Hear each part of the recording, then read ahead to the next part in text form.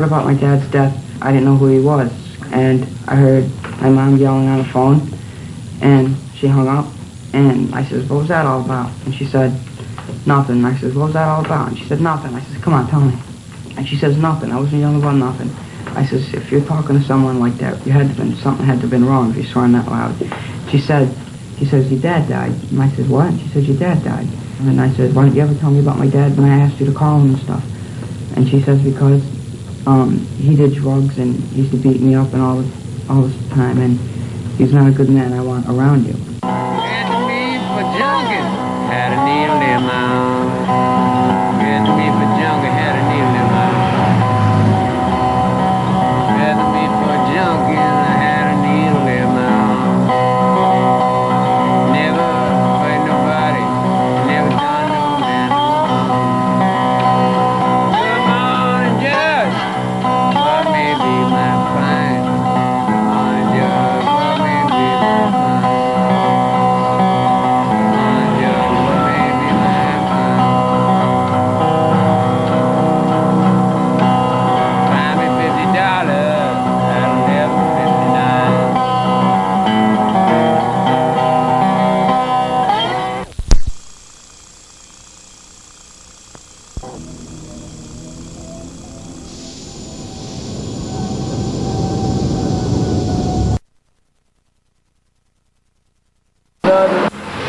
The police pulled up. I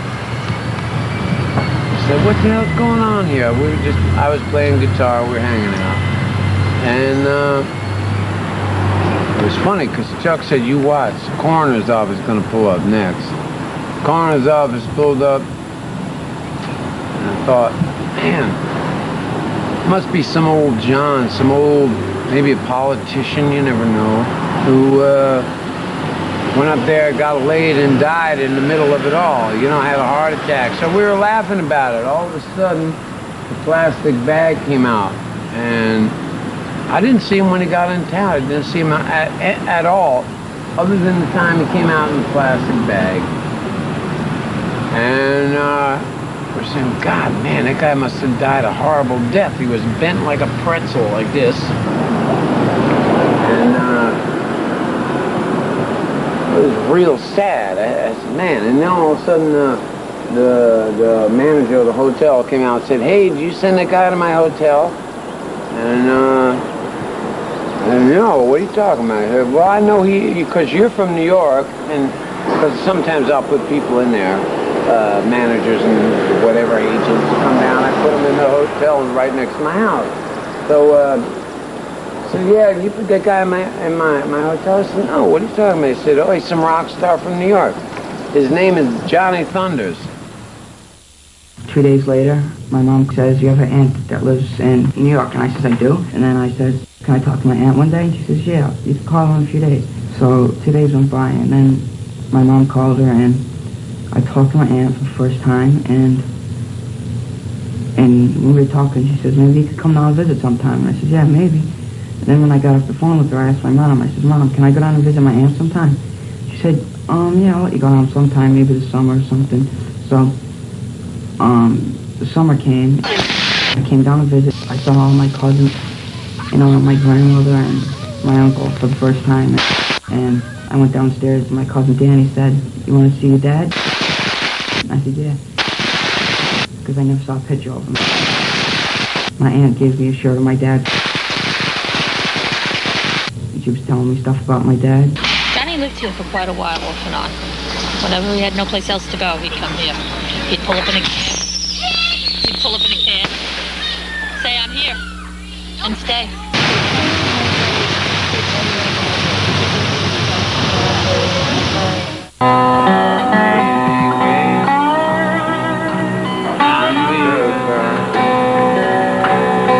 There was a red like me.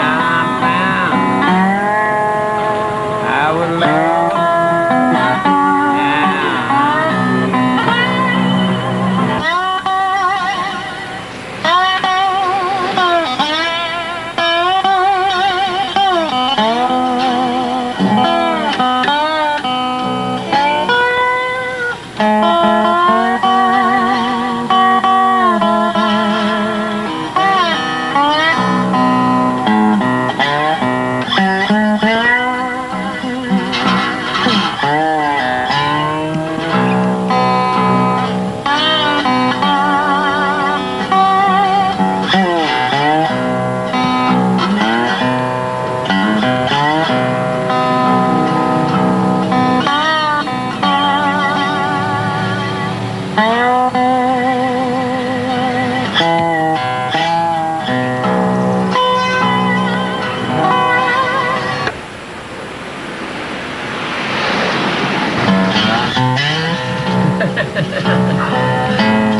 guys? Boy, that's a nice color there. I just heard a few nights later, like 4 or 5 nights later, that some guy died, you know, in the St. Peter house, and I didn't know it was somebody famous, you know. I heard that someone told me that it might have been a murder or something like that. Well, there were articles that are still being written. Up in 2 or 3 weeks ago, there were articles written about the incident. I don't know, I think it was more about the incident and anything, you know, the ongoing. There must be some kind of investigation going on. For them to continue to write articles. They're still fighting a civil war down there, Jerry. They don't care. I've called 7 times. Lieutenant Canal, 7 times I called him. He did not return one of my phone calls. I got as far as calling the chief of police, Chief Taylor. I called his secretary twice. She turned it back over to homicide. She said there's nothing. What are they going to get out of speaking to you? Are they going to get anything out of it? They're not going to get anywhere. But for the family, they should have some The law consideration. is that you But cannot this is the way they feel. The law, you know the law. You're bothering them. That's it. They're very busy. That's it. They're very busy. No, they have no time to be bothered with the family. Right. You know, so it's there. It really They is. also know how time tends to. Yeah, they figure we'll push it off and sweep it under the carpet, and that'll be the end of it. We're not going to be able to. But we're not letting it go. They want to figure the way he was just to push it over because, you know, just to push it off as an OD and that's it, you know? There was some kind of foul play. What exactly, I don't know. I don't know if he was robbed before he died, after he died. There's these 2 shady characters. They keep coming up in different places with different stories about him. He had a lot of stuff, and it's all missing. So this is what we want to know. We want to know exactly what happened.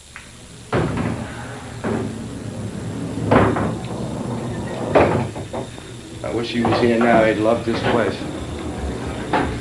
He'd be driving me crazy to teach him how to shoot pool, but I never did really teach him. I used to just tease him.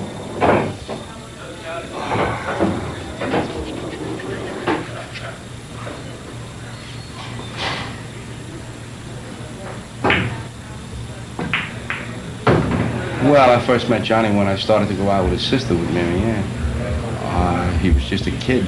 At that time, I would guess he was about 11 years old. The kid was amazing.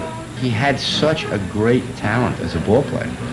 About a year after Mary Ann and I were married, the Red Sox coach, a scout, came to the house.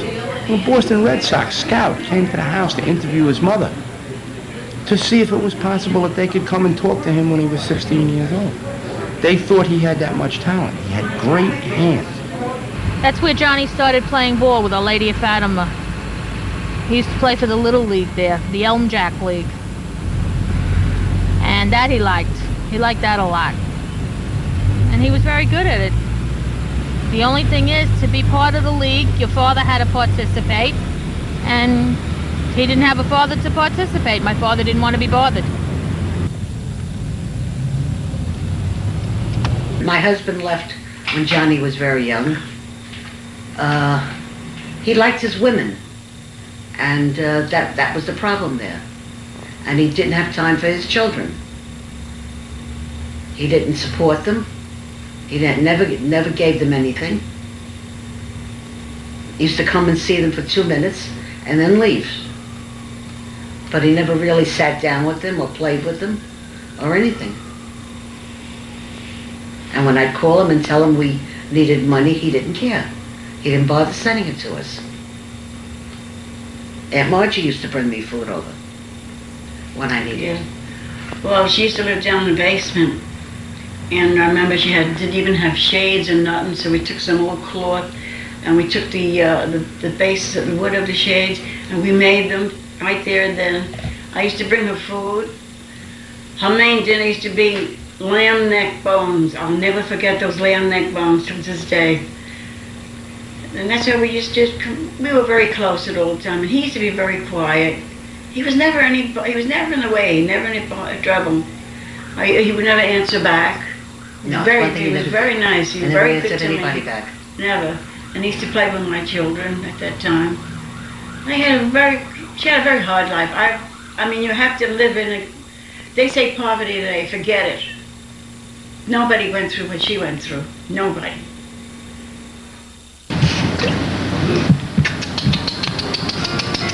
Willie DeVille! No one's allowed in my room on Sunday.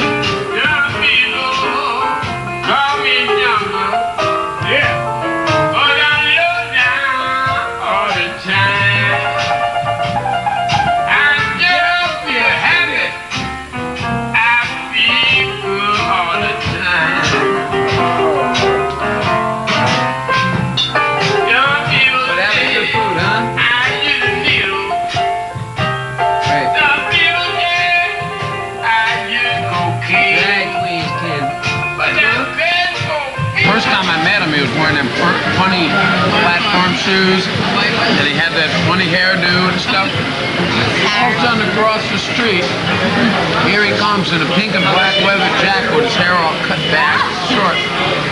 I said, "Hey man, you look like you got a haircut." I said, "Hey, scumbag, how you doing?" That hotel is not a hotel that people go stay in. It's not a real popular hotel. If I came off the road, people don't even know about that if I came off the road, I'd check into the Hyatt or some, you know, if you have money, you're going to check into the biggest hotel, right? Or even a more well-known one. Yeah, or a Royal Orleans or something bigger, you know. I got some money. This is where he's sitting, and that's the room he was in when he was staying. Hey, what are you talking for?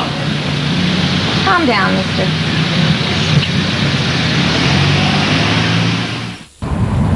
Johnny went to Catholic school. He didn't like school. He went because he had to go. And the nuns knew the circumstance that my mother was working and supporting us, and, you know, it was hard on her. So what they used to do to punish him was make him stay in at lunchtime and pray. The two guys were in the room next door. And the cop told me, "Hey, if you see these two guys, call me immediately so I can question them." Then they busted him a couple of nights later for I don't know what. I heard rumors from up north that they had found something on them. Again, though, I was sitting out on the stoop just 4 or 5 nights ago. I ran into one of them. So apparently they're back out.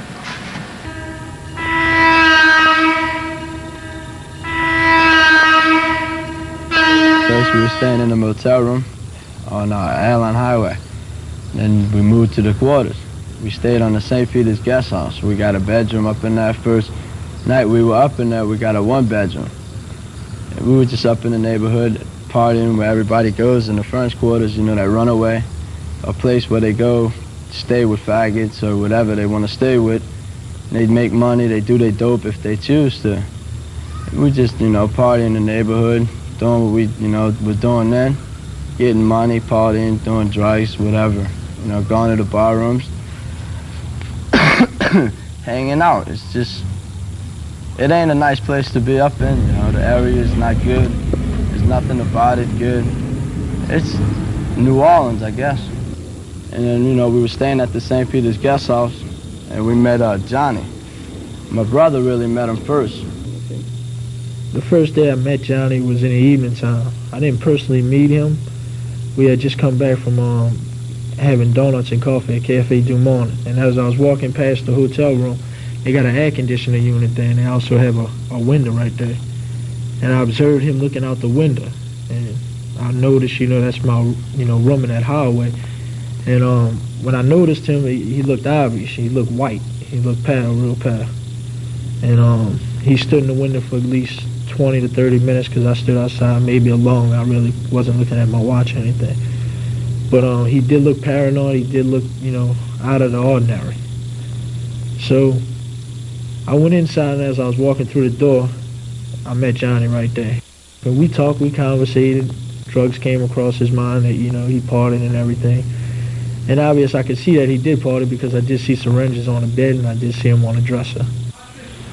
He started to change as he got to be maybe 14 or 15. He really got serious into the music. He let the baseball go.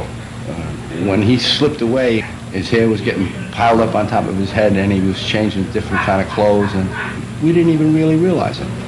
Except that he was, you know, he was changing. Hi, baby. He decided he was moving out of my mother's house.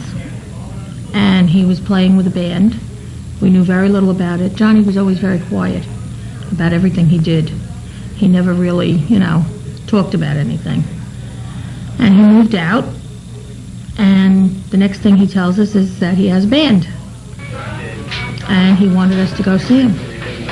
And we were very shocked when we saw them, considering the makeup and the heels and everything else. We really didn't know what to think. I mean, it was outrageous to see these boys. And to see Johnny with the tight pants and the platform shoes and the eyeliner and the hair teased out, it was very shocking. I was beginning to wonder whether my brother was gay or not, in fact.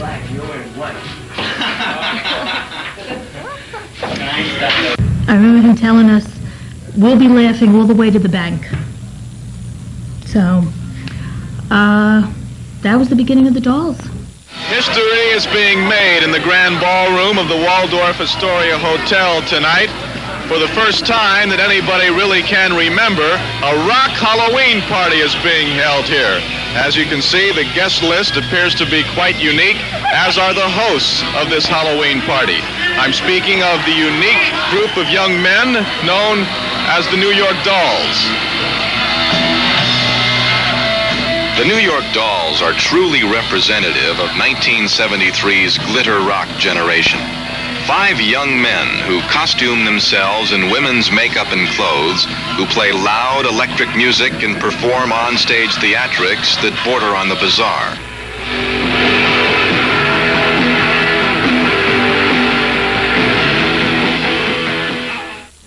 They were great. Their kids were great. They caused a great commotion downtown in the Village, man. Everybody wanted to go see them.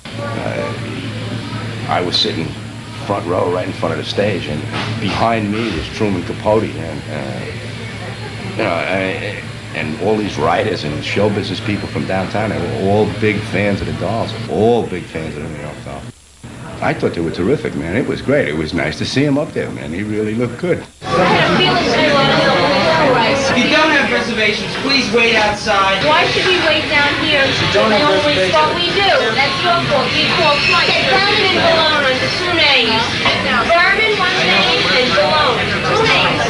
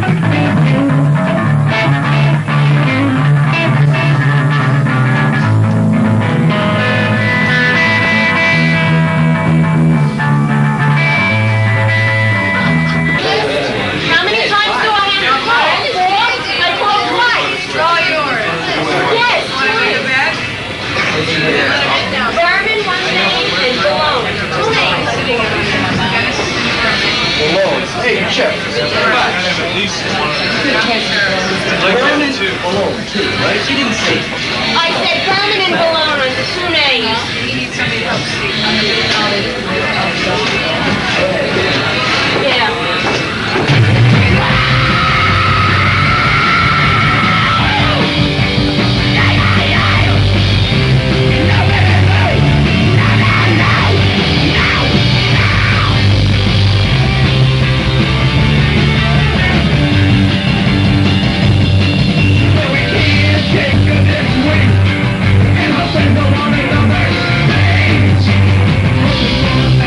Take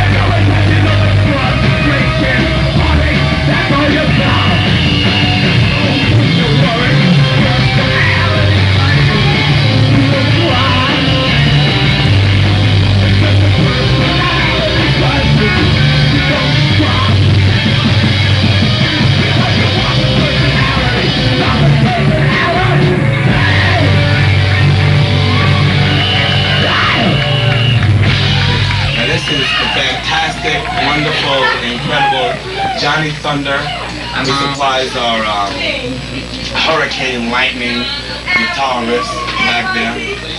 And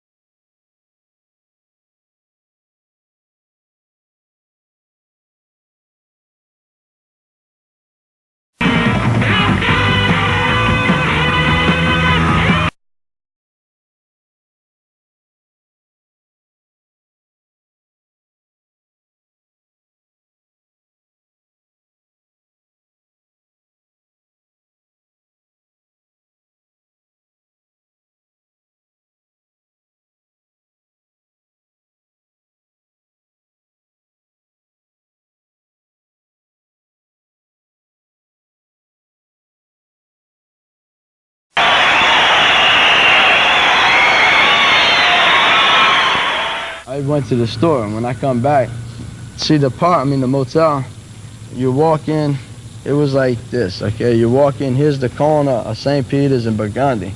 It was on a corner. You walk in the door, and you got to go through a little wave room right here. Johnny's room was here, and ours was in the, right next to him. And it was the only two room where only two rooms that you can get in, and you walk back out.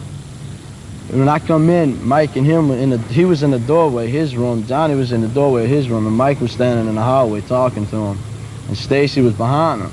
Yeah, my girlfriend, she was just like, she wouldn't know what to think about him at first. She thought he was funny. And then she come back and said, he's on drugs. Did you see all the needles in there? And at that time, we was working on a baby and stuff, and she said, stay away, because of the drugs paraphernalia that was laying around in there. Well, my brother had this girl, Stacy, that she was making money on the streets, on the airline. That's why we moved to the quarters, thinking more money might be out there. Everybody talks about money's out there. So we went out there, and she was, supplying the money, supplying the room. Me and my brother, we'd go off, we'd make money, ripping people, just, making kind of fast money. He came across to me a bunch of times, he'd get loaded, he'd play the guitar. He'd really talk about his, touring and stuff, traveling around and stuff. He was really out there to have a good time more than anything. He said, he was, wanting to get loaded. That's all he talked about, was finding better quantity of stuff. Something with a pep to it he wanted. I suspected Johnny doing drugs when he was still home with my mother. I knew he was smoking pot. And I had a feeling he was, but he wouldn't admit it. He wasn't about to tell me, yeah, I was right. When he moved out, we noticed changes in him, and I knew his drug problem was getting worse and worse. Johnny would never tell me straight out that it really started getting really serious after the dolls started taking off and making money.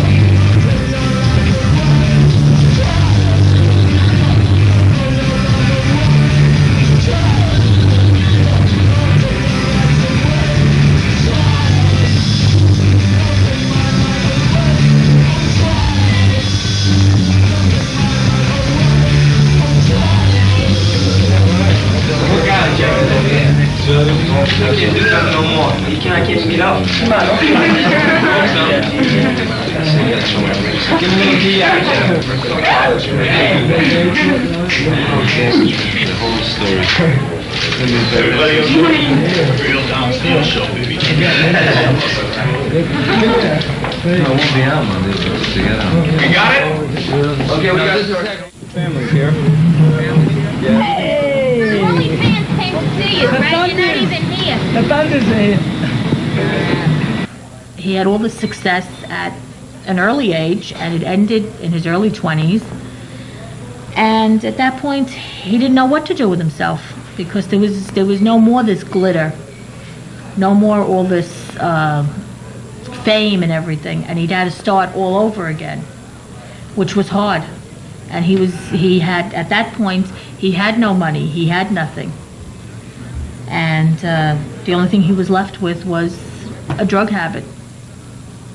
When we seen Johnny, he was like, my brother just asked him, you want to go out with us? We just gone to a couple of bars to drink.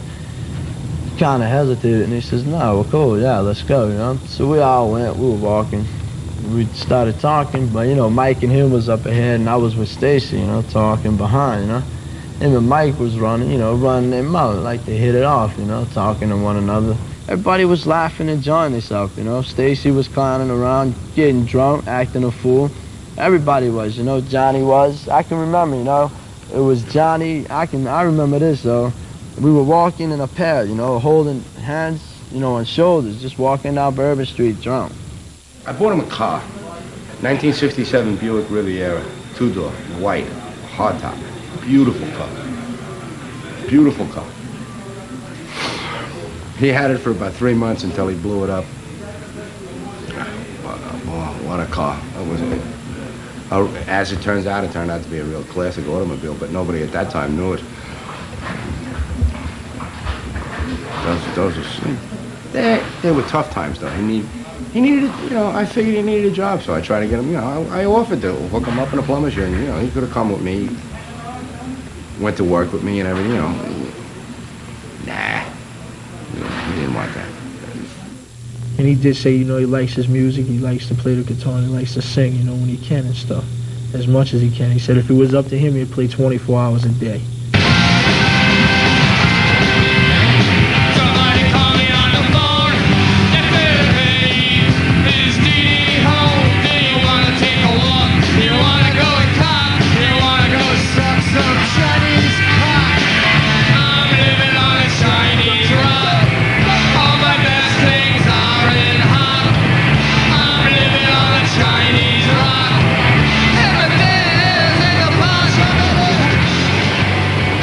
So here we are, we're getting ready to do our first gig, and I just joined the band. We had to get, this first gig was coming up at CBGB's for this summer festival. At the same time, I'm working in the Food and Drug Administration, and I had wound up with a bottle of, it was like an 8-ounce bottle of pure Quaalude powder.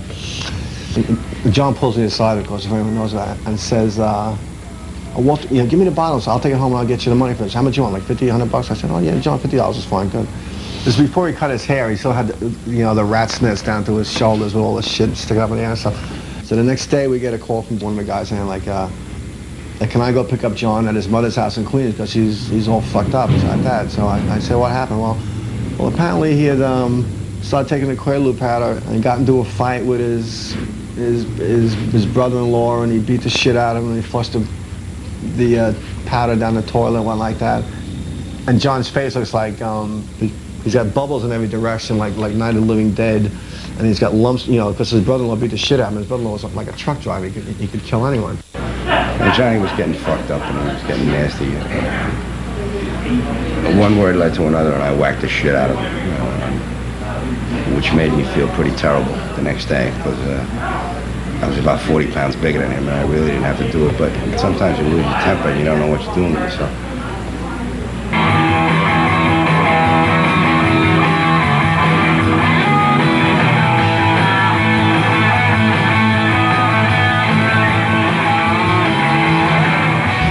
David, how are you? We have now with us, hello, John. Fancy meeting you here. Would you like a cocktail? Oh, we have with us the fabulous Johnny Thunders of the notorious Heartbreakers. Catch them while they're still alive. I remember one day him telling me that they split up. He had a fight with the band, and he wasn't with the Dolls anymore. And at the time, he was starting the Heartbreakers. When they went overseas to do the Heartbreakers thing, he wanted me to come with him to be a bodyguard on a tour. They were going to get me a gun permit and a whole schmear, and I was going to go bodyguard for them. And Cut! His sister, my wife, said, absolutely not. You ain't going anywhere. Yeah. I guess she figured one male out of the family at a time running around Europe was enough.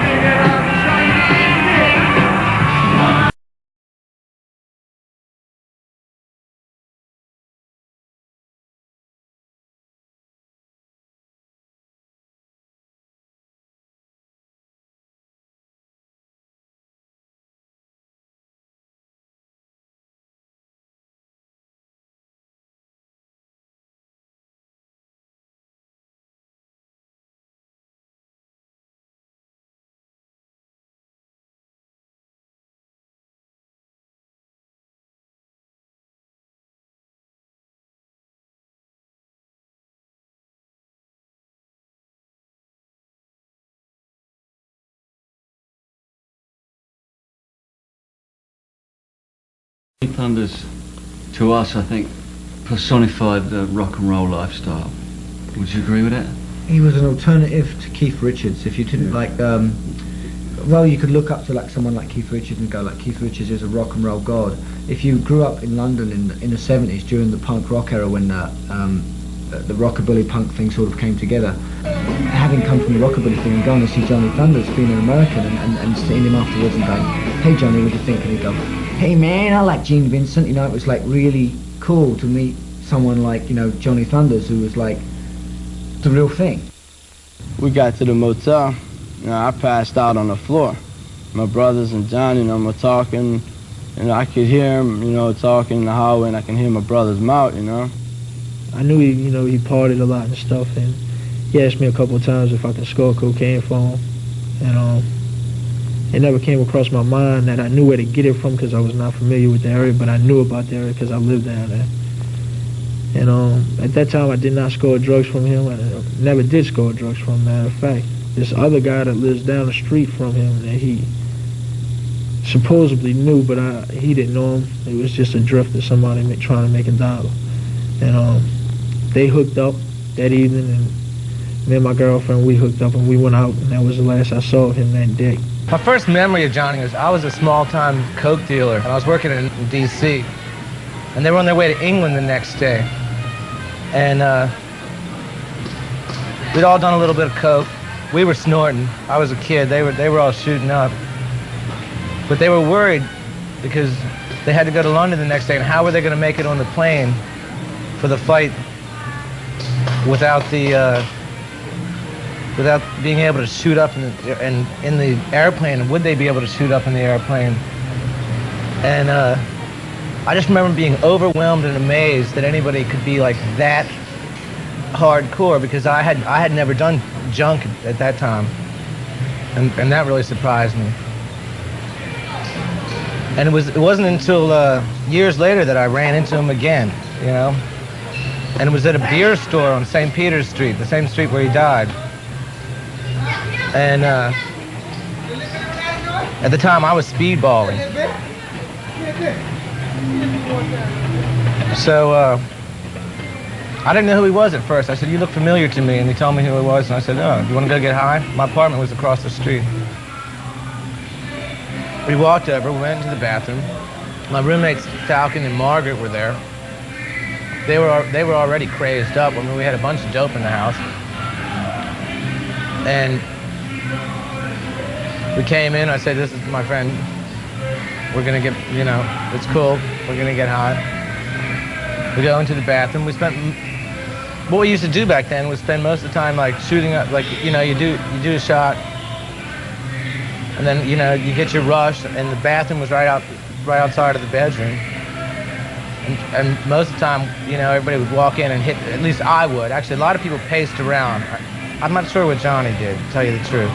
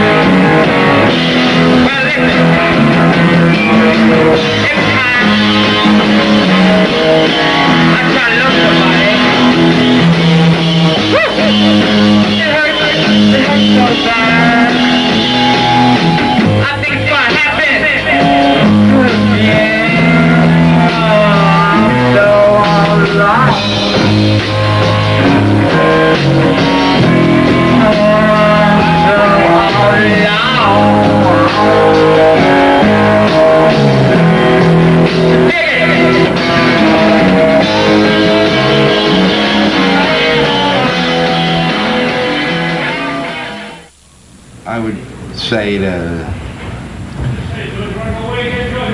late 70s. You know, there was a few times that we didn't really know where he was, except we got phone calls and postcards, and there was a few years there where we were kind of apart.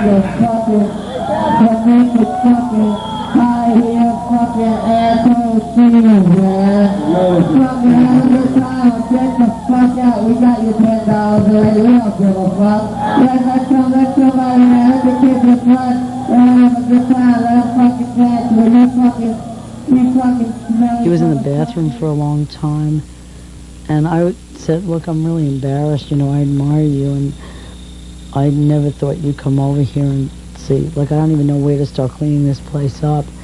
And he just kind of laughed and said, well, because he always had that fast line, he goes, well, you should start with your bathroom. And then after he left, I kind of knew why. And I saved the needles as souvenirs and stuff, but it was just...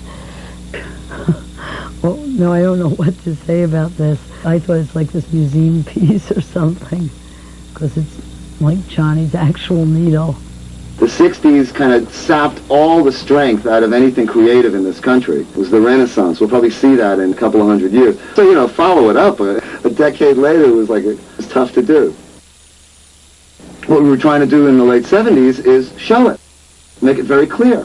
Because when you wore it, at least you knew, it wasn't good enough for me to be rebelling and knowing that I was rebelling. If I couldn't upset the apple cart, then what good was it to rebel? And in terms of sex and drugs and rock and roll, the whole country was stoned in 1979. So why not?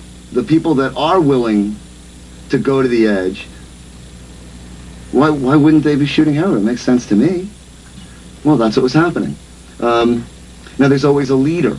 There's always somebody to follow. There was the Elvis that kind of made that happen. And there was Mick Jagger who made that happen. And then there were the Beatles. They all made different things happen, but they were leaders. They were cultural icons. along came this guy, Johnny Thunders, at Max's Kansas City. And he was the leader of that pack. Well, Johnny spoke the language of the kids that were rebelling. I mean, on the street. Same language. He was living it with them. How many shows have I seen Johnny Thunders play? I'd have to just take a wild guess and say upwards of 500 to 1,000 shows between all the different bands he's been in. There were times I've seen him every night straight as long as he was playing, if he'd show up.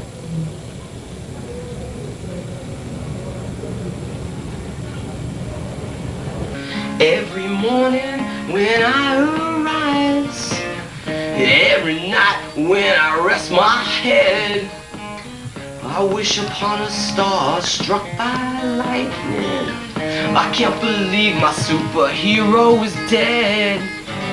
I wish you were here with me. I wish that you were in my band. I wish that you could see the way I wanna take you by the hand and pull you up on the stage now. Or get a wild boy and belt out a tune. I wish you'd write another page now. Your saga ended way too soon.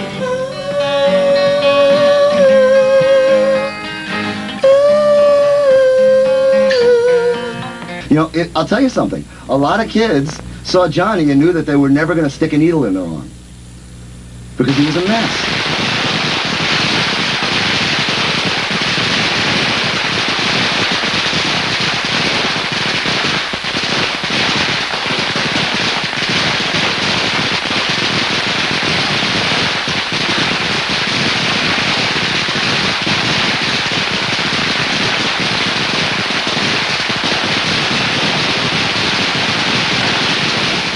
I think I had already discovered that I was pregnant, and somehow, somewhere, I walked into a room, didn't know he was in there, didn't even know he was home. I think I had come in, and I looked down and he had something tied around his arm, and he had something held in his mouth between his teeth, and he had a syringe in his hand.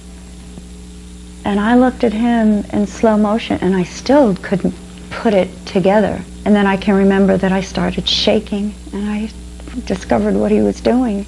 And I was just so freaked out, because we'd been together years by this time, and I did not know what he was doing.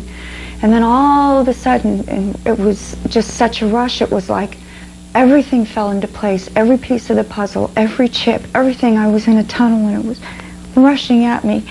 And I realized what all this time away from me was, and I realized what all the secrets and the whispers were about, and I realized what all the long sleeves meant, and I realized why all the teaspoons kept disappearing wherever we went. I just realized it all in that second.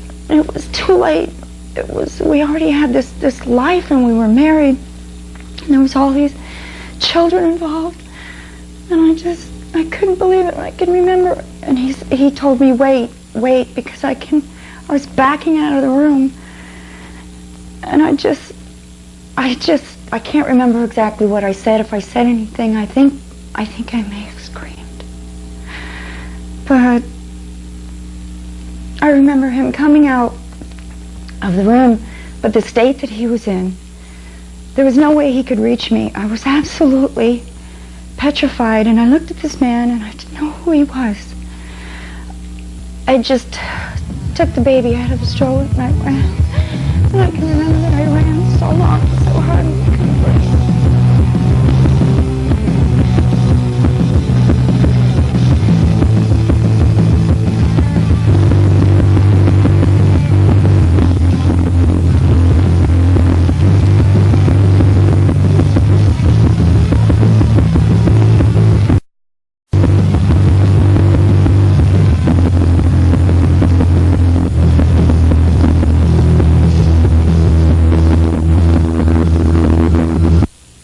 A lot of kids did stick a needle in their arm.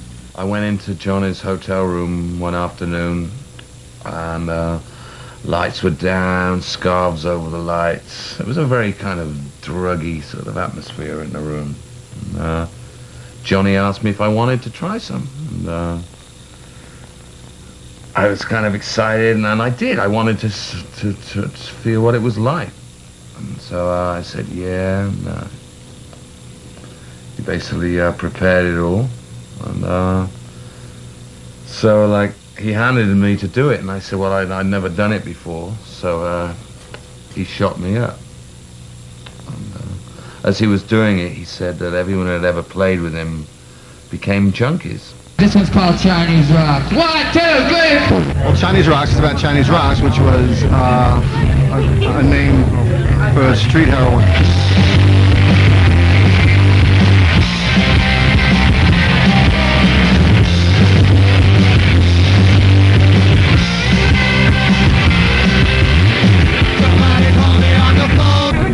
At the time, we was sort of in fashion to be a drug addict or something like that, and then Chinese Rock was the best drugs. Basically, what the song is about is somebody called me on the phone.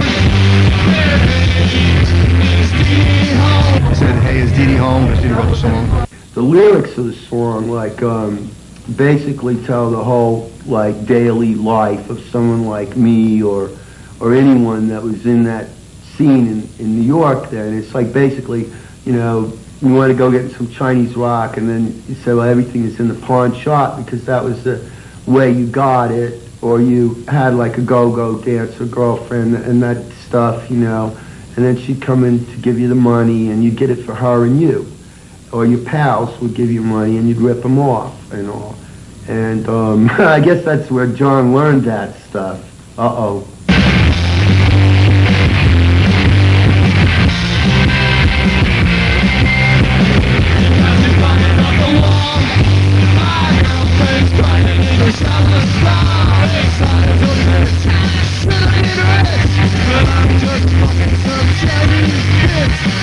You know, I guess, like, for me, like, you know, I've been there, you know, and I made it through it. Like, these are like what I got out of it, you know. I got my tracks, and I got my history on my own.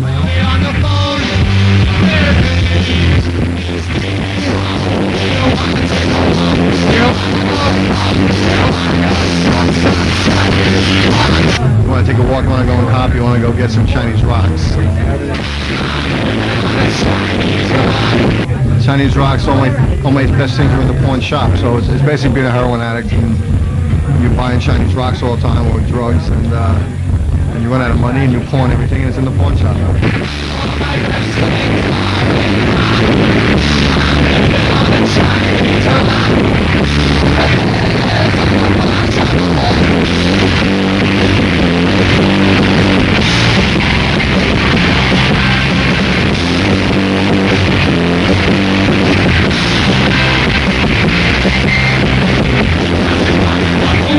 It's just a drug song, that's all it is. A love song to drugs.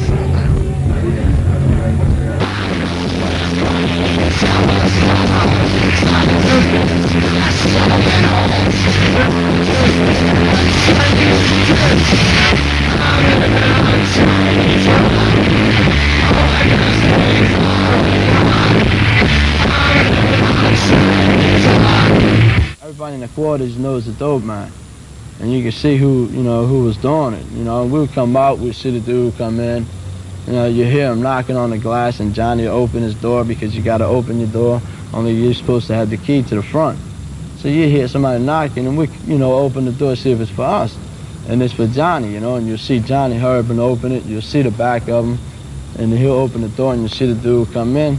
He's about maybe 6 foot, 6'2", kind of heavy gut, you know, raggedy.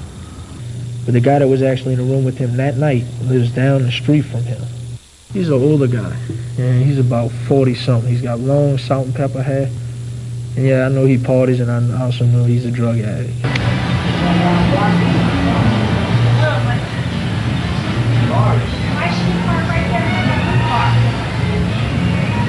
Salt and pepper hair. Yeah, Falcon. Well, I can tell you one thing, Falcon wasn't his real name.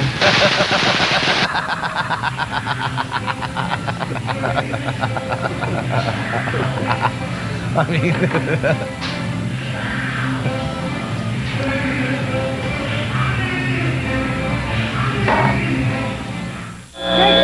Me and Jim got a new band together. So it's Johnny Thunder's Jaguar. The Wayne Kramer. A teenage idol. We were playing a show somewhere in Michigan, and the place was fucking packed. I mean, they were lined up. We were into a percentage, you know. We were going to make a pile of money for us in those days. I mean, we didn't make big-time rock star money, but for me and Johnny Thunders, this was, you know, some thousands of dollars. And the show was tremendous. And this was about the time of the Ayatollah and all that. And we used to do this version of My Sharona that would change into Ayatollah. Ayatollah. And Johnny would get in this kind of his pretend political rant, you know, like he actually understood what was happening in world politics or something. And we're using the club's office as a dressing room. He's gonna move to Queens, I heard. Johnny's in there in the drawer, stealing the club's money. I said, let's get the fuck out of here right now.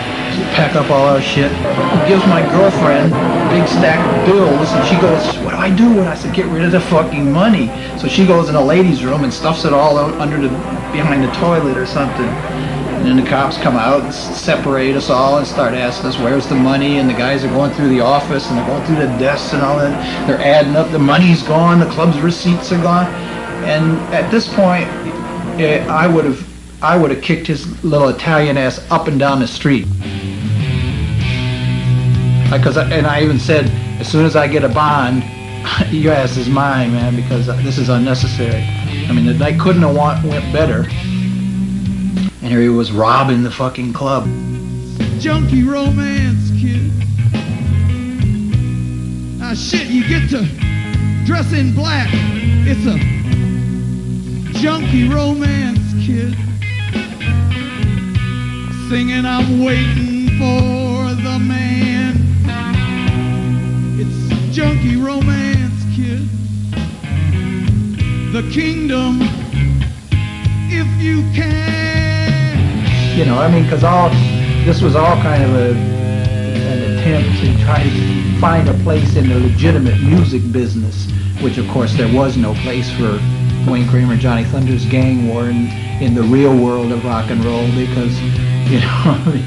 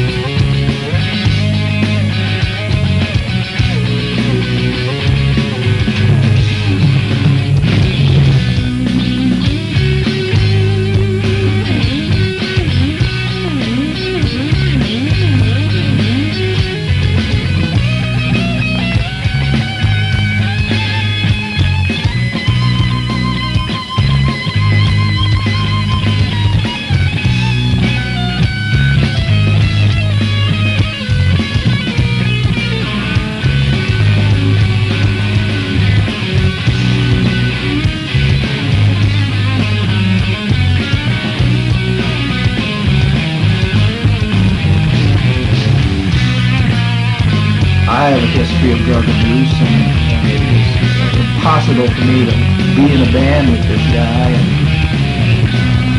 and watch him get off every night and 3-4 times a day without, you know, me starting to eat soup. And eventually I was. It's junkie romance, kid. You're dead on MTV. I had my suppliers. I partied with him that day. You know, what happened after that, I honestly don't know. I really don't.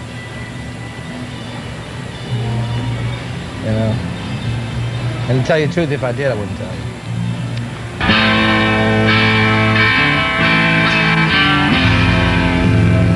I met Johnny at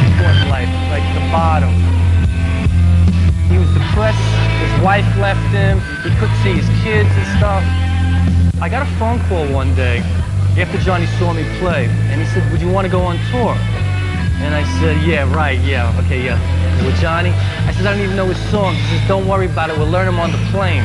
The plane ride was something else, because my whole dreams was to go on tour with a band. And Johnny's trying to teach me the songs. Here's how Johnny teaches me. He's trashed on the plane. He's saying, Lou, you know, I said, Johnny, how's the song go? He says, don't worry about it, it's in the key of A. It's 3 chords. The pilot came out of the airplane 3 times in flight to tell us to calm down. See, Johnny taught a whole generation of kids how not to play. And he told me, don't worry about nothing. It's all attitude. It's not what you play.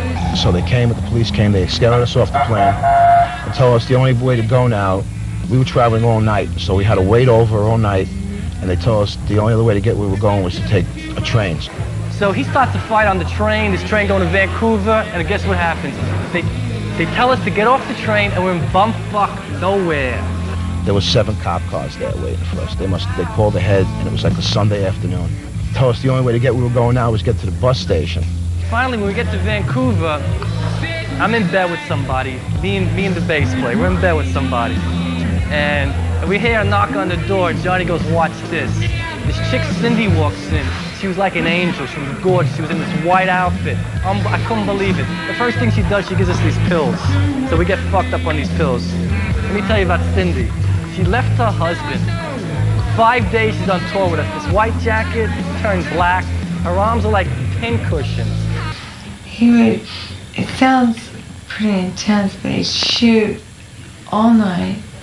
There'd be blood left all over the walls, all over every single space in the bathroom. There'd be so much blood, you could almost not imagine the room being white again.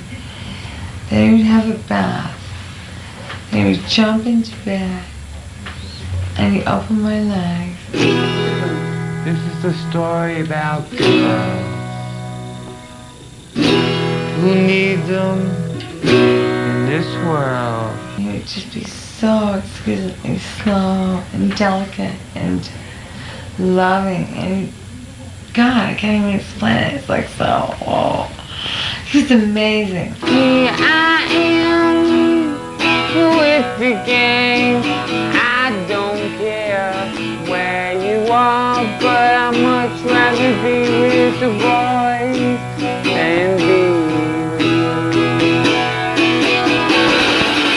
And you make love to me for hours. I hold my head up high when I walk down the street. Now I'm a boy who's standing on his own 2 feet. Don't try to call me, 'cause now I know the score. And now I know I don't need no blondes no more. I mean, he's so, when you think about a man who's done that much drugs, and you think, oh my God, they can't make love to anyone.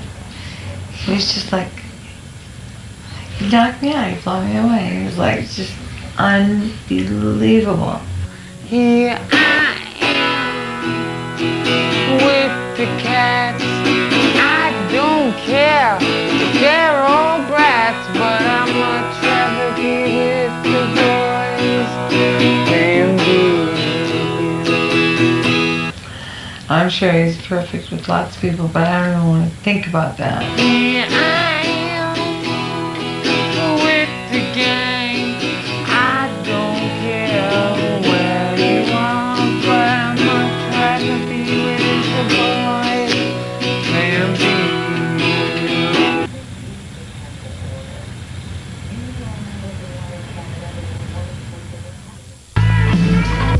All I remember was we're doing a song. All of a sudden I see Johnny come down on somebody's head with the guitar. We found out this guy had his skull cracked open and he refused medical attention. And the cops want to press charges against Johnny. Then stories went like this, that he went into a coma, he died, and they were after Johnny. But I don't think he ever did die, because the guy loved Johnny. Like I said, no matter what Johnny does to you, you love him. I tell you, I hated his guts for years, but there's something about Johnny where you love him. And this guy had his skull cracked open, and he still wouldn't press charges against Johnny. Now, you know, about 10, 20 minutes of being in the room after, you know, we sitting down, smoking weed, just enjoying ourselves, you know, living that life. You hear him playing the music. He'd get hard, and then he would just go mellow, and then he'd stop. You'd hear the water run, and then he'd come out, so you'd hear him singing. Tripped out music, you know.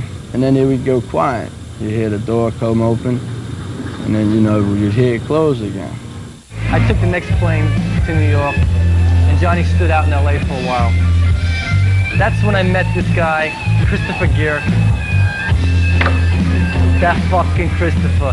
He's a fucking Nazi motherfucker residential douchebag.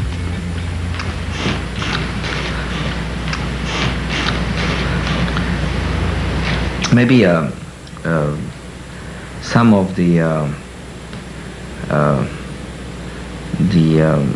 important discussions we had were discussions on death.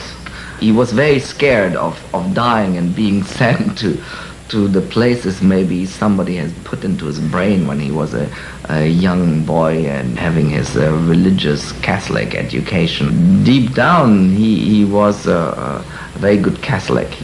I tell you, Simon, syringes you gave Jesus gave him hepatitis. That's why he was yellow and he couldn't stay in the ground.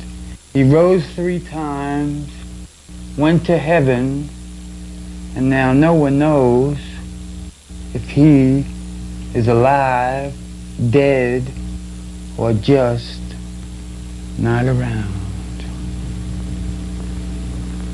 Most of the time he was just experiencing with the solitude. You know, he would like to communicate rather in a state of trance or unconsciously, where he is, in a way he's responsible for his state, but where he's not reflecting anymore of what he's doing exactly, and then find some mastery there. Now he needed dark corners to hide and to come out, to jump out, to fall down, to not to be seen, to come up again.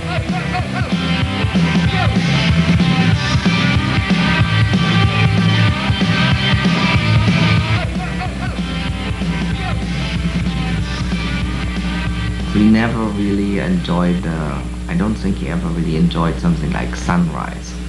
I guess about an hour or 2 after I was sleeping, he was in the room. You heard noises next door.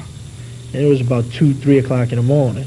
When I come out the room, he was stuck in the fireplace, just looking up, you know, tripping out, looking through cracks, and had all kind of empty bags in his hand. And when he seen me, you know, I can remember seeing him turn around and look at me with a shocked, frightened face. He just kept saying, shh, you know, like, I couldn't even understand him. Seeing him like that, you know, brought back when I did it, or when I was doing it. A person like that's not in their right frame of mind. They just want more and more. It's an unexplainable feeling, Coop. And, you know, if he was shooting it, it gives you a rush feeling that's unexplainable. Makes you, you know, mind just zoom away from it for a few minutes. But when you come down, you're coming down, you know, shaking, paranoid, thinking somebody's watching you, thinking somebody's behind you, thinking the police are coming, looking out your window every 10 minutes, you know, thinking somebody's out there. Johnny's on stage, and they were doing an instrumental break. I don't remember what song. And Spacely walks on stage.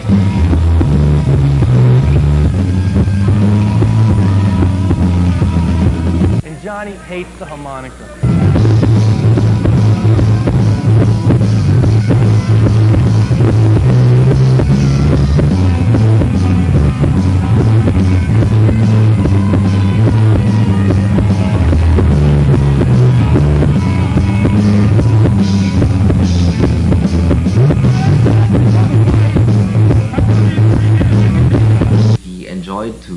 To be on the edge of physical destruction, the edge of a certain madness, the edge of what he really lived with his music.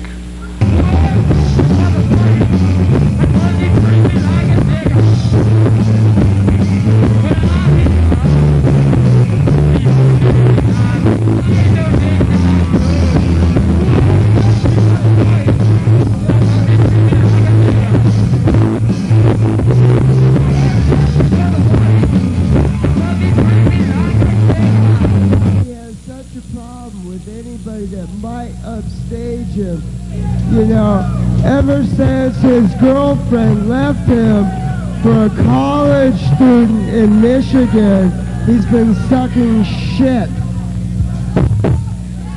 Yeah, can't take it, huh, Johnny? Give me your shit.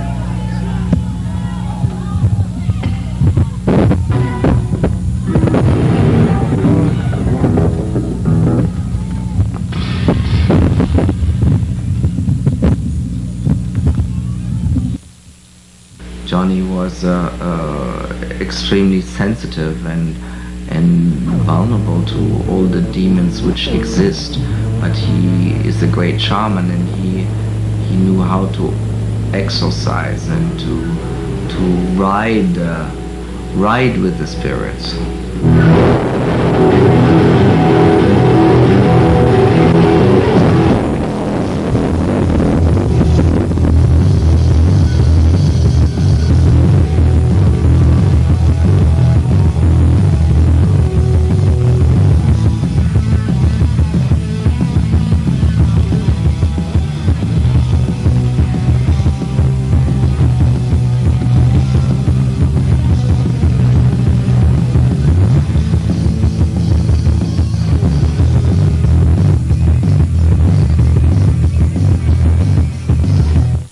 With Johnny, I was kind of straight. Then with Christopher, my payments was cocaine now. You know, it was 82. You know, that's what the times were about back then. And so we got payment in cocaine because guess what Christopher used to do? We always wonder how Christopher made his money. You know.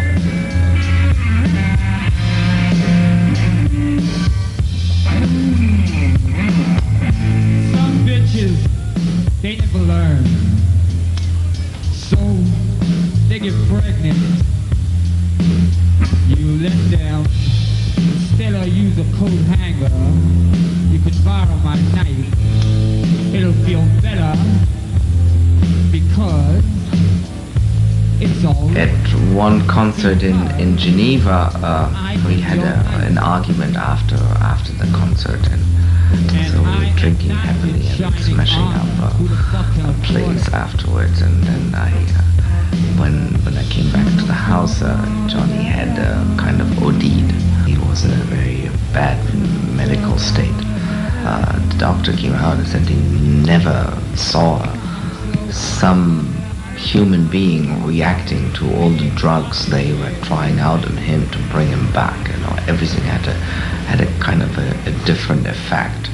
Then the next day was a concert at a club called Totentanz, which means dance of death.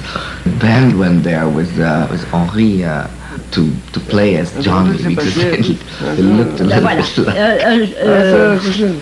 Un jour, il venait plusieurs fois à la maison. Bon, un jour, bon, il est venu, il come back à la, oui, il est venu à la maison et il avait vendu pas mal de petites choses. Il m'avait donné tout l'argent à garder. Il give me money for him. Bon, je l'ai gardé longtemps, peut-être 3-4 heures. Il est revenu, il me l'a donné à 3 o'clock. Give me money, 600 000 au moins. 600 000, hein. Et 3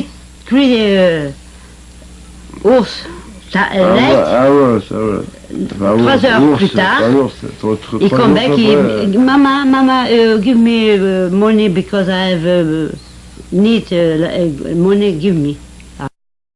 Je lui ai donné tout. Tout l'argent qu'il m'avait donné, je lui ai donné. Et il s'est acheté pour se piquer. You know, Il Oui, ok. bon. Mais alors, je te demande, qu'est-ce qu'il y a à la maison? Eh ben, il venait et il dormait dans ta chambre, dans ma room. Non, dans ma chambre, dans ta chambre à toi, nous on dormait Voilà, moi je dormais. We were sleeping together, me and Johnny, in Et my moi je mother's dormais room, dans ta chambre. Voilà. and she was in my room. Because my mother was giving the money for Johnny, and he was coming, Mama, I can't take money, so... Je lui ai donné tout l'argent. I give all money he give me, I give to him. Et il allait acheter la cocaïne, ou je sais pas, pour se piquer, je sais pas quoi. La cam, bon. Et il venait à la maison, et il se couchait, mais il dormait pas toute la nuit. Il don't sleep. Il go to la cuisine, c'est kitchen, la cuisine. Il come back room, all night. Et Henri Paul, Johnny, I got mad with him. You were out. Reste tranquille, comment tu disais keep cool. Ouais, j'entendais ça, oui, tu disais voilà. Stop. Et alors, moi, j'écouais. Hein? Et je entendais, et alors, toi tu disais, non, tu fais pas ça. Le Lord disait, non, bon, ça va. Il disait, tu as raison, Henri Paul, bon, ça va, je fais pas. He was saying, yeah, you're right, Henry.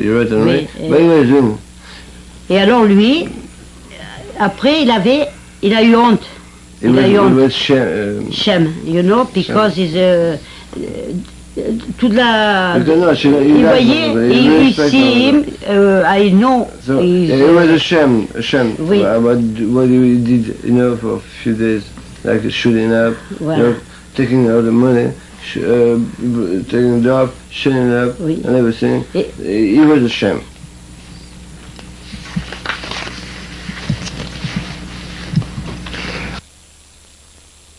I guess about an hour or two after I was sleeping, he was in the room. You heard noises next door, like, wrestling, or I'd say just, hitting things. We called the front desk. They said they'll take care of it. And then the next morning around 7, 7:30, 8 o'clock, you heard a lady scream. My girlfriend, she had a real crush on him. She really liked him a lot. He was playing 2 shows in Stockholm, one indoor and one outside. But he had been in Sweden before. He did a show for the television. And everybody thought he was, real fucked up. Yo, anybody work here? I know you people don't like me to work here, but can somebody move my amp closer? There must be a few niggas around. We decided to go to the outside place, outdoor.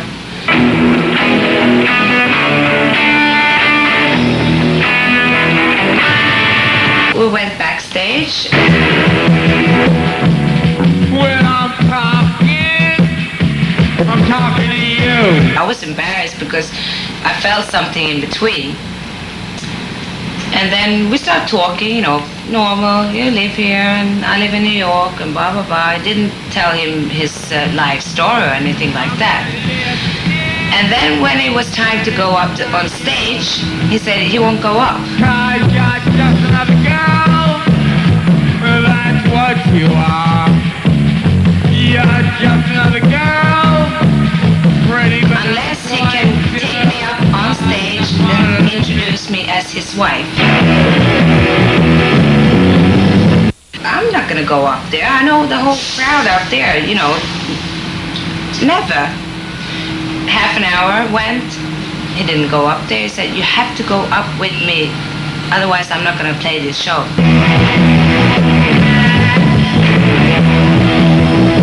Finally, after an hour, the promoter came up to me, a Swedish guy. He said, please, Susan, go up there, otherwise it's not going to be a show.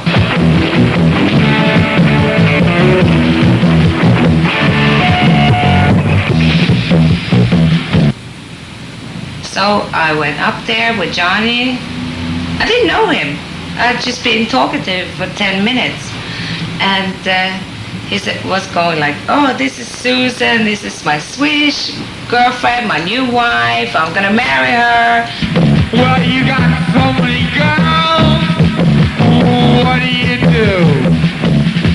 You put them all in your spoon and shoot them to the moon. And people are like, you know, ooh, get off the stage, bitch, you know, you're this and that, stop spitting at me, whatever. And Johnny was going, oh, fuck off, shut up, you know, this, blah, blah, blah, all the dirty words you could think of. This is my wife.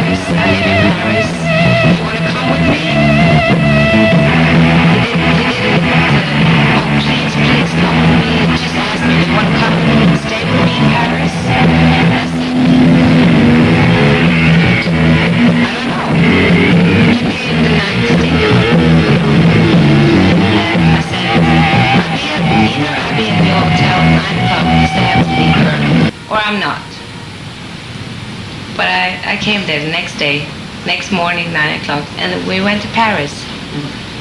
I left my apartment, I left my job, I left everything.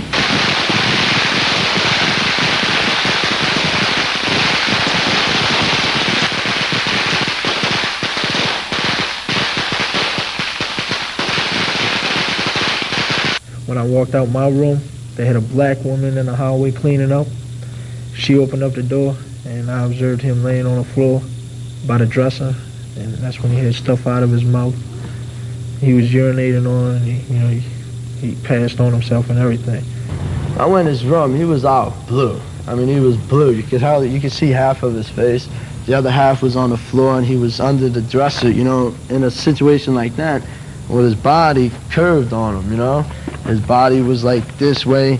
His head was under. His arms, you know, were behind him, and it looked kind of fine. I don't know. You know, it looked like he must have been under that, trying to look for something, tripping, and there wasn't no more, and then he just died of a heart attack or whatever. I mean, I didn't see no blood. There wasn't no blood or nothing. It's just the weary feeling and the sight that you see of somebody dead.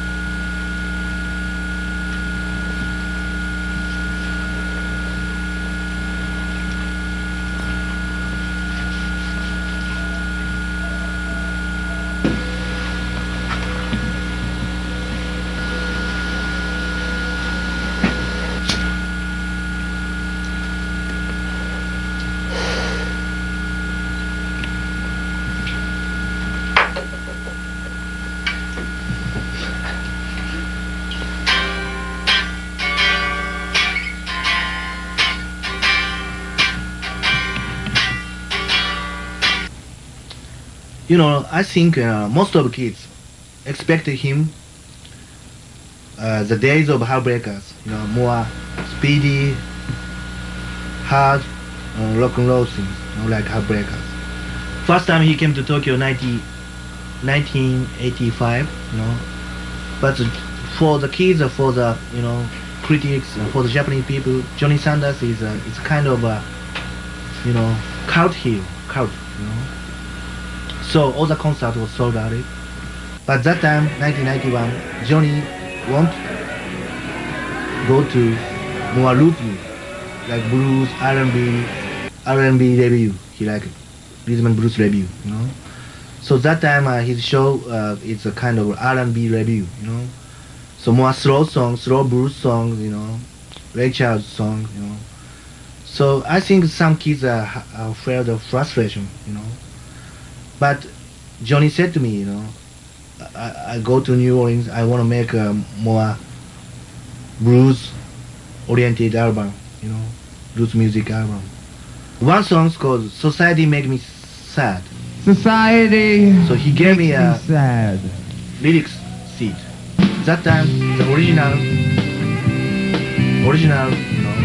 line was society makes me scared.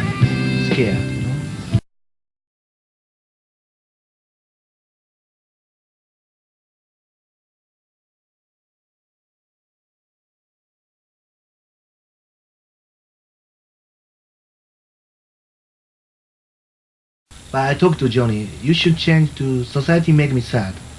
So he sang, next day, he sang Society Makes Me Sad. You know? Your society.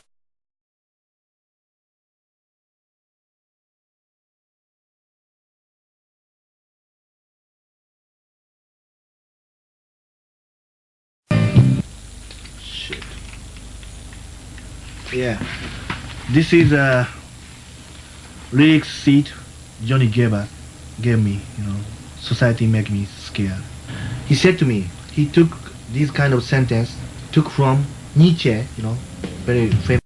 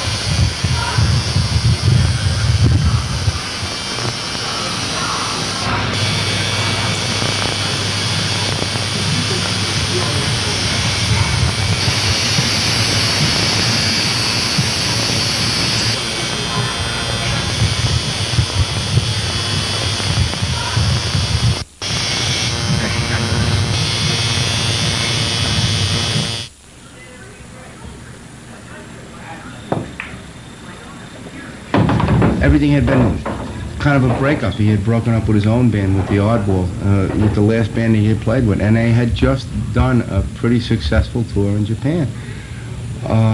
But then again, anytime Johnny went to Japan, he was treated like a god over there. The Japanese were crazy about him. That we knew from old stories, you know, and from a long time ago.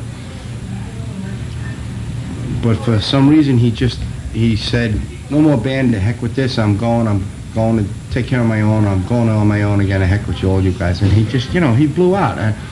Some of the band members maybe have a feeling about that, I don't know. We didn't understand what happened either, because everything seemed to be going great. I mean, he had just done a really good tour in Japan. Everything looked, you know, more or less that it was on top of the world again. You know, his popularity was definitely coming back up. The Japanese shows had all been sellouts, everything was terrific.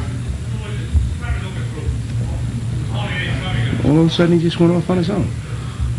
Got rid of everybody and went out on his own, more or less, to just do his own thing. He And the next thing we knew, we really didn't know what was happening. All of a sudden we knew he was on his way back to Europe, and he was gone. I picked him up at the airport. He came fresh from Berlin, and he seemed to be pretty exhausted because he played 2 gigs the nights before, and when we came to studio, we were chatting about the album. I played him the songs, and he really liked that, and he wanted to put everything into it.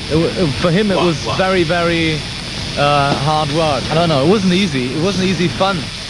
Perhaps we all felt that it could have been one of the last recordings or something like that. I don't know.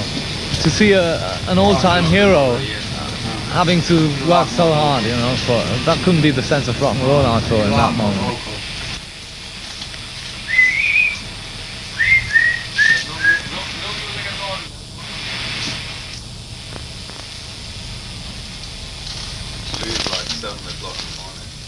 One, two, that's much better. Yeah, that's good. That's fine. Yeah, you can probably give more, yeah? Johnny has got a whole track, sang a whole track of lead vocals, and all the singers from England and from New York sang one track as well. Born to lose, born to lose. Born to lose, oh baby, I'm born to lose. That's the way it goes. The city is so cold, and I'm so stoned. That's why I know. I said, born to lose, born to lose. Oh baby, I'm born to lose. Nothing to do.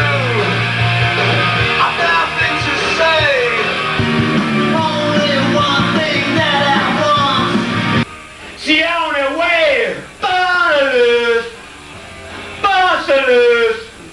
Baby, I'm born to lose. Born to lose. Born to lose.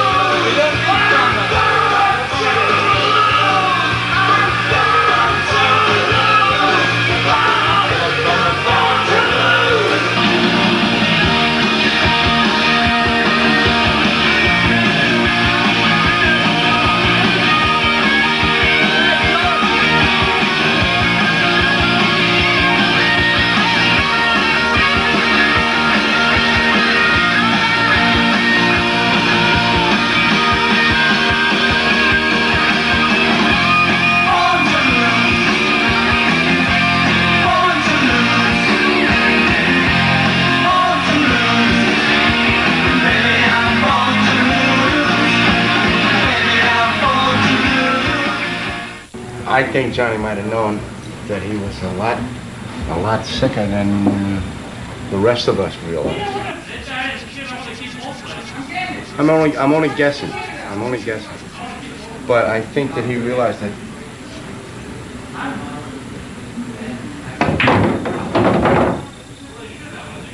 that he was pretty sick.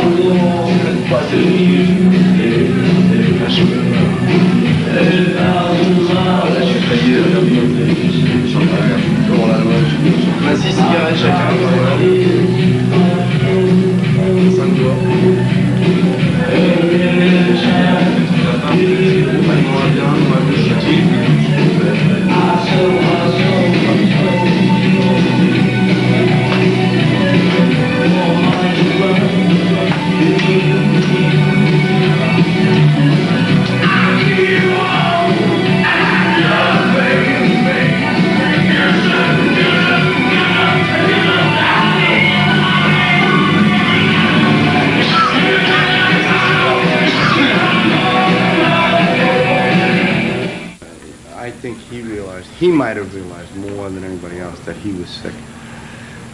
And I think he was hiding it from us, especially from his sister. Because he knew that anything he did, she took the hardest. She really cared more than anybody else. She looked after him, watched him, worried about him all the time. And he might have been hiding from her. He might have been, hiding it from everybody. He was that way. I don't know. Like I said, I could be wrong. I don't know.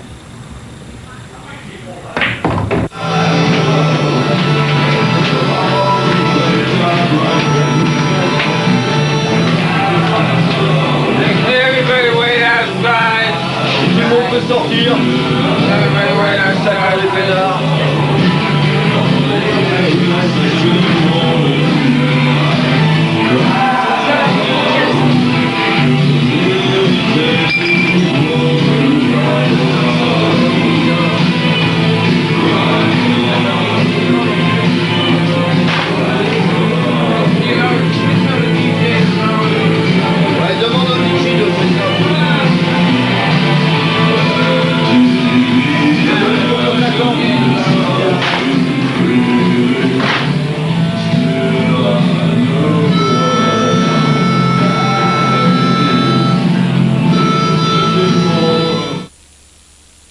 What do you think about the idea that if he was robbed and beat up in the hotel?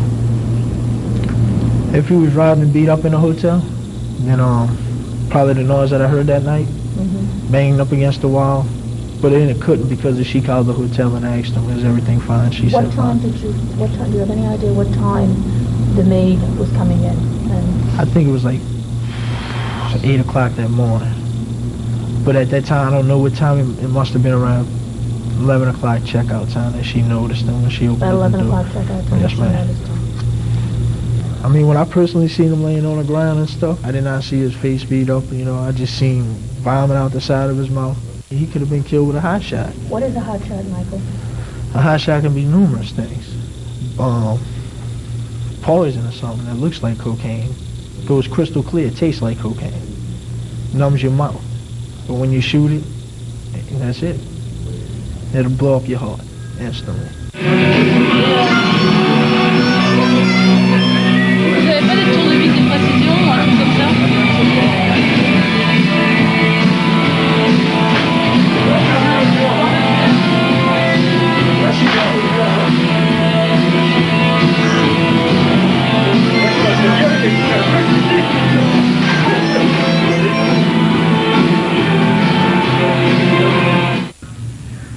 I spoke to him on the phone from Chicago the day before he died.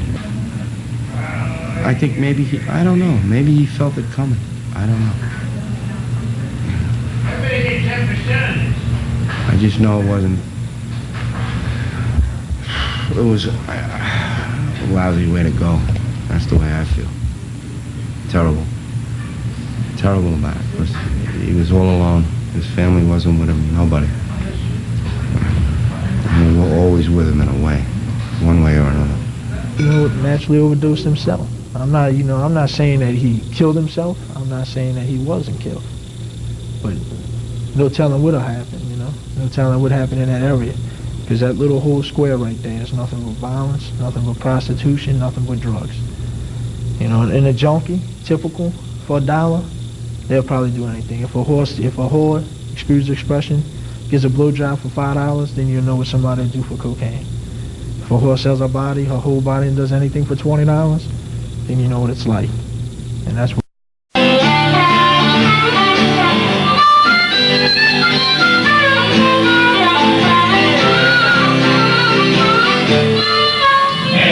Hey, asshole. If you don't shut up, why don't you go stand in the back, okay? It's all fucking free. Don't tell me it wasn't you. Just get your ass to the back, I'll kick you in the face again. But open your fucking mouth. I didn't say anything, okay? Well, if you say anything again, then you really know. I don't know exactly what you said. Okay, you say it again. But you say it. I want to hear it now. Hey, man.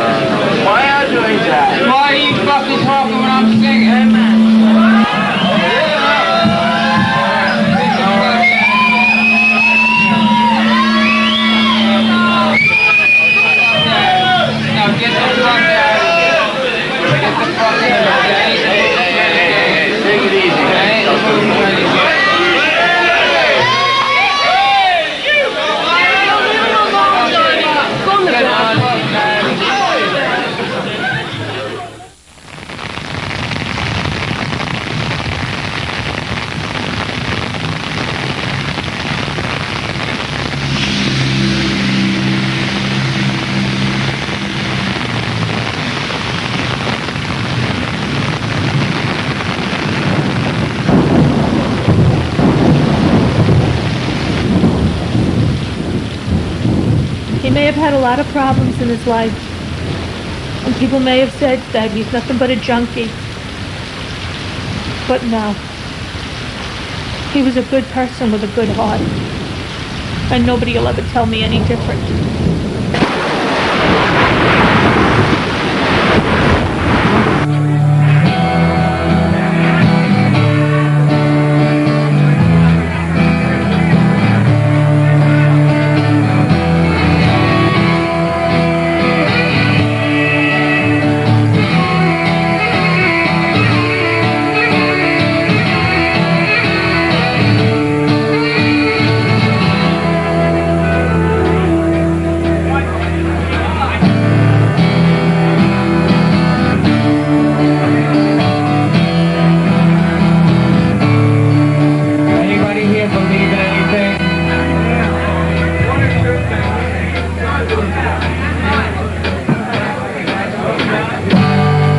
Feel so lucky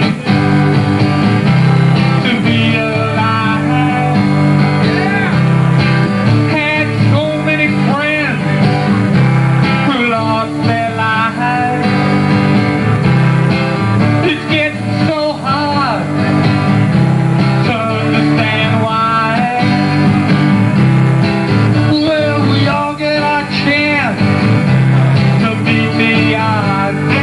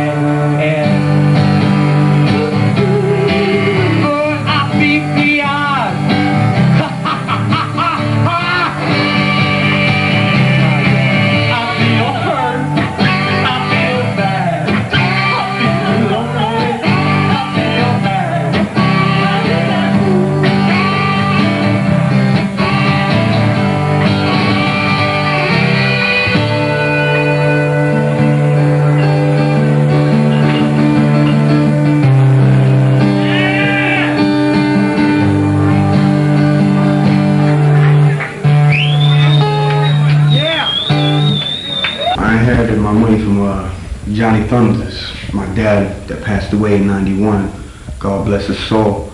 When he passed away, when I turned 18, I had the money that he left from his music being sold. I started selling drugs and using drugs, and I sold drugs to an undercover officer, police officer, and they gave me a 1 to 3.